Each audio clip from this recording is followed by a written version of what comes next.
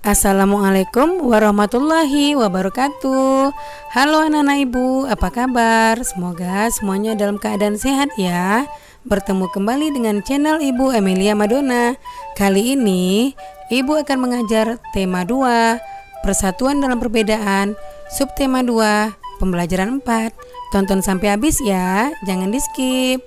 Sebelum memulai pelajaran, jangan lupa kamu tekan tombol like, komen, share, and subscribe. Juga tekan tombol lonceng notifikasinya agar kamu tidak ketinggalan video-video pembelajaran terbaru dari channel Ibu Amelia Madonna berikutnya. Terima kasih. Tahukah kamu, para pahlawan juga bersatu dan bekerja sama melalui cara diplomasi dengan tujuan untuk mendapatkan pengakuan kedaulatan kemerdekaan bangsa kita. Yang pertama, muatan bahasa Indonesia. KD 3.4 dan 4.4 membuat peta pikiran dari teks sejarah. Peta pikiran juga dapat kamu gunakan untuk membandingkan informasi penting dari teks sejarah. Berdasarkan peta pikiran yang berisi informasi dari teks tersebut, kamu akan lebih mudah membandingkan isi dan juga informasi dari teks. Berikut langkah-langkah membuat peta pikiran dari teks sejarah. Yang pertama, bacalah teks dengan cermat. Yang kedua, buatlah kerangka peta pikiran menggunakan aspek apa, di mana, kapan, siapa, mengapa, dan bagaimana. Yang ketiga, tulislah informasi setiap bagian teks berdasarkan kerangka peta pikiran yang kamu buat. Upaya mempertahankan kemerdekaan Indonesia tidak hanya dilakukan melalui pertempuran, namun juga dilakukan melalui jalur diplomasi, perjanjian, dan perundingan, seperti Perjanjian Linggarjati, Perjanjian Renville, Perjanjian Romroyen, dan Konferensi Meja Bundar atau KMB. Nah, kita bahas satu persatu ya. Yang pertama adalah Perjanjian Linggarjati, yaitu pada tanggal 15 November 1946 sampai 25 Maret 1947. Perjanjian Linggarjati adalah perundingan antara Indonesia dan Belanda di Linggarjati, Jawa Barat, yang menghasilkan persetujuan mengenai status kemerdekaan Indonesia. Perjanjian tersebut ditandatangani secara sah oleh kedua negara pada tanggal 25 Maret tahun 1947. Hasil perundingan itu antara lain, yang pertama, Belanda mengakui secara de facto wilayah Republik Indonesia, yaitu Jawa, Sumatera, dan Madura. Yang kedua, Belanda harus meninggalkan wilayah RI paling lambat tanggal 1 Januari tahun 1949. Yang ketiga, pihak Belanda dan Indonesia sepakat membentuk negara Republik Indonesia Serikat atau disingkat dengan RIS. Yang keempat, dalam bentuk RIS, Indonesia harus tergabung dalam Commonwealth atau persemakmuran. Perjanjian Linggarjati ini menimbulkan pro dan kontra di kalangan masyarakat Indonesia. Pelanggaran perjanjian. Pelaksanaan hasil perundingan ini tidak berjalan mulus. Pada tanggal 20 Juli 1947, Gubernur Jenderal H.J. Van Mook akhirnya menyatakan bahwa Belanda tidak terikat lagi dengan perjanjian ini. Pada tanggal 21 Juli 1947, meletuslah agresi militer Belanda pertama. Sumber Perundingan Linggarjati. Nah, berikut adalah peta pikiran dari Perjanjian Linggarjati. Yang pertama, kata tanya apa? Apa yang dimaksud dengan Perjanjian Linggarjati? Nah, jawabannya adalah Perjanjian Linggarjati adalah perundingan antara Indonesia dan Belanda di Linggarjati, Jawa Barat, yang menghasilkan persetujuan mengenai status kemerdekaan Indonesia. Yang kedua, pertanyaannya adalah mengapa Perjanjian Linggarjati menimbulkan pro dan kontra di kalangan masyarakat Indonesia? Jawabannya adalah karena bentuk pemerintahan RIS, Indonesia harus bergabung dalam Commonwealth atau persemakmuran. Pertanyaan ketiga adalah siapa perwakilan dari pihak Indonesia? Jawabannya adalah Sultan Syahrir. Kemudian kata tanya berikutnya adalah bagaimana? Pertanyaannya, Bagaimana hasil perundingan tersebut? Jawabannya adalah hasil perundingan tersebut antara lain, yang pertama, Belanda mengakui secara de facto wilayah Republik Indonesia yaitu Jawa, Sumatera, dan Madura. Yang kedua, Belanda harus meninggalkan wilayah RI paling lambat tanggal 1 Januari 1949. Yang ketiga, pihak Belanda dan Indonesia sepakat membentuk Negara Republik Indonesia Serikat atau RIS. Yang keempat, dalam bentuk RIS, Indonesia harus tergabung dalam Commonwealth atau Persemakmuran. Perjanjian Linggarjati ini menimbulkan pro dan kontra di kalangan masyarakat Indonesia. Kata tanya berikutnya adalah kapan? Pertanyaannya, kapan perjanjian tersebut ditandatangani? Jawabannya adalah tanggal 25 Maret tahun 1947. Kata tanya berikutnya adalah di mana? Pertanyaannya, di mana perundingan tersebut diadakan? Jawabannya adalah di Linggarjati, Jawa Barat. Itulah peta pikiran untuk Perjanjian Linggarjati. Perjanjian kedua adalah Perjanjian Renville pada tanggal 8 Desember 1947 sampai 17 Januari 1948. Perjanjian ini dilakukan antara Indonesia dan Belanda. Perjanjian ini ditandatangani pada tanggal 17 Januari 1948 di atas kapal perang Amerika Serikat yang berlabuh di Pelabuhan Tanjung Priok, Jakarta. Perundingan dimulai pada tanggal 8 Desember 1947. Perundingan ini ditengahi oleh Komisi 3 Negara atau KTN, yaitu negara Amerika Serikat, Australia, dan Belgia. Delegasi Indonesia dipimpin oleh Amir Syarifuddin. Delegasi Kerajaan Belanda dipimpin oleh R. Abdul Qadir Wijoyo Atmojo. Hasil perundingannya antara lain, yang pertama, Belanda hanya mengakui Jawa Tengah, Yogyakarta, dan Sumatera sebagai bagian wilayah Republik Indonesia. Yang kedua, disetujuinya sebuah garis yang memisahkan wilayah Indonesia dan daerah penduduk Belanda.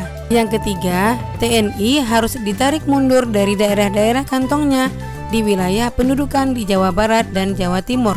Sumber Wikipedia, Perundingan Renville. Berikut adalah peta pikiran tentang Perjanjian Renville. Kata tanya pertama adalah apa? Pertanyaannya, apa pengertian dari Perjanjian Renville? Jawabannya adalah Perjanjian Renville adalah perjanjian yang dilakukan antara Indonesia dan Belanda di atas kapal perang milik Amerika Serikat. Kata tanya kedua adalah mengapa? Pertanyaannya, mengapa diadakan Perjanjian Renville? Jawabannya adalah karena perjanjian sebelumnya belum disepakati oleh kedua belah pihak akibat terjadinya agresi militer Belanda pertama. Kata tanya ketiga adalah siapa? Pertanyaannya, siapa yang terlibat dalam Perjanjian Renville? Jawabannya adalah delegasi Indonesia dipimpin oleh Amir Syarifuddin. Delegasi Kerajaan Belanda dipimpin oleh R. Abdul Qadir Wijoyo Atmojo. Kemudian kata tanya bagaimana? Pertanyaannya, bagaimana hasil perundingan tersebut? Jawabannya adalah hasil Perjanjian Renville antara lain, yang pertama, Belanda hanya mengakui Jawa Tengah, Yogyakarta, dan Sumatera sebagai bagian wilayah Republik Indonesia. Yang kedua, disetujuinya sebuah garis yang memisahkan wilayah Indonesia dan daerah penduduk Belanda. Yang ketiga, TNI harus ditarik mundur dari daerah-daerah kantongnya di wilayah penduduk di Jawa Barat dan Jawa Timur. Kemudian, kata tanya berikutnya adalah kapan? Pertanyaannya, kapan Perjanjian Renville ditandatangani? Jawabannya, Perjanjian Renville ditandatangani pada tanggal 17 Januari tahun 1948. Kemudian, kata tanya terakhir adalah di mana? Pertanyaannya, di mana diadakan Perjanjian Renville? Jawabannya, Perjanjian Renville diadakan di kapal perang Amerika Serikat yang berlabuh di Pelabuhan Tanjung Priok, Jakarta. Itulah peta pikiran tentang Perjanjian Renville. Kemudian perjanjian ketiga adalah Perjanjian Rumloyen tanggal 14 April 1949 sampai 7 Mei tahun 1949. Perjanjian ini dimulai pada tanggal 14 April tahun 1949 dan ditandatangani pada tanggal 7 Mei tahun 1949 di Hotel Des Indes, Jakarta. Nama perjanjian ini diambil dari kedua pemimpin delegasi, Muhammad Rom dan Herman van Rooyen. Tujuan perjanjian ini adalah untuk menyelesaikan beberapa masalah mengenai kemerdekaan Indonesia sebelum KMB di Den Haag. Hasil pertemuan tersebut adalah yang pertama, Angkatan Bersenjata Indonesia akan menghentikan semua aktivitas gerilya. Pemerintah Republik Indonesia akan menghadiri KMB. Yang kedua, pemerintah Republik Indonesia dikembalikan ke Yogyakarta. Yang ketiga, Angkatan Bersenjata Belanda akan menghentikan semua operasi militer dan membebaskan semua tawanan perang. Berikut adalah peta pikiran Perjanjian Rom-Rooyen. Kata tanya pertama adalah apa? Pertanyaannya, apa tujuan Perjanjian Rom-Rooyen? Jawabannya adalah, tujuan Perjanjian Rom-Rooyen adalah untuk menyelesaikan beberapa masalah mengenai kemerdekaan Indonesia sebelum KMB di Den Haag. Kemudian yang kedua, kata tanya mengapa? Pertanyaannya adalah, mengapa dinamakan Perjanjian Rom-Rooyen? Jawabannya, nama perjanjian ini diambil dari kedua pemimpin delegasi, Muhammad Rom dan Herman van Rooyen. Yang ketiga, kata tanya siapa? Siapa yang menandatangani perjanjian tersebut? Jawabannya, Muhammad Rom dan Herman van Rooyen. Kemudian yang keempat, kata tanya bagaimana? Pertanyaannya adalah bagaimana hasil pertemuan tersebut? Nah, hasil pertemuan tersebut antara lain, yang pertama, Angkatan Bersenjata Indonesia akan menghentikan semua aktivitas gerilya. Pemerintah Republik Indonesia akan menghadiri KMB. Yang kedua, pemerintah Republik Indonesia dikembalikan ke Yogyakarta. Yang ketiga, Angkatan Bersenjata Belanda akan menghentikan semua operasi militer dan membebaskan semua tawanan perang. Kata tanya berikutnya adalah kapan? Kapan berlangsung perundingan tersebut? Nah, jawabannya pada tanggal 14 April tahun 1949 dan ditandatangani pada tanggal 7 Mei tahun 1949. Yang terakhir adalah kata tanya di mana. Pertanyaannya adalah di mana dilaksanakan perundingan tersebut. Jawabannya adalah perundingan tersebut diadakan di Hotel Des Indes, tepatnya di kota Jakarta. Nah, itulah peta pikiran tentang Perjanjian Rom-Rooyen. Yang keempat adalah Konferensi Meja Bundar pada tanggal 23 Agustus 1949 sampai 2 November tahun 1949. Hasil dari Konferensi Meja Bundar atau KMB adalah yang pertama, Belanda mengakui RIS sebagai negara merdeka dan berdaulat. Yang kedua, status Irian Barat diselesaikan dalam waktu setahun sesudah pengakuan kedaulatan. Yang ketiga, akan dibentuk Uni Indonesia Belanda. Yang keempat, RIS mengembalikan hak milik Belanda dan memberikan hak konsesi dan izin baru untuk perusahaan-perusahaan Belanda. Yang kelima, pengambil alihan hutang Hindia Belanda oleh Republik Indonesia Serikat.